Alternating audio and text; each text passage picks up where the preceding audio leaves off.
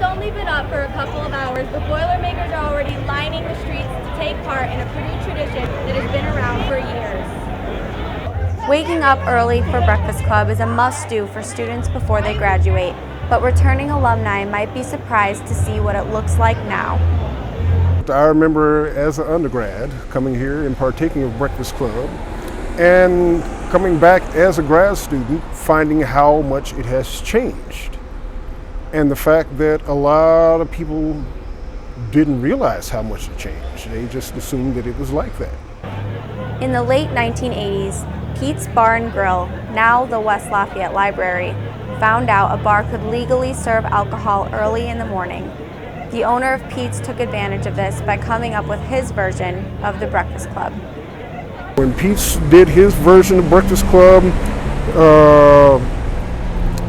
it was a stabilizer, then turned into Edo's, then turned into T.A. Tom's. Edo's came out with their version of Breakfast Club.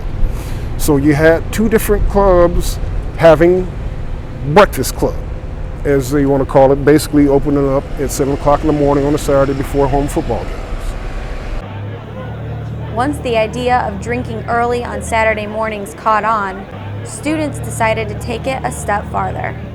The costumes came along when people went to bed at 9 o'clock at night on a Friday, and then got up at 3 o'clock in the morning on Saturday to go in line. Now, when they came out to stand in line, they were coming out in bathrobes, footy pajamas, nightgowns, all of these different things. And then some people started to coordinate. And, bathrobe curlers in their hair, fuzzy slippers, that kind of stuff. So when I finally got back here for grad school and saw what was going on, I'm like, oh, okay, that's what it's evolved into now. Whatever their reason, Boilermakers love coming out for Breakfast Club.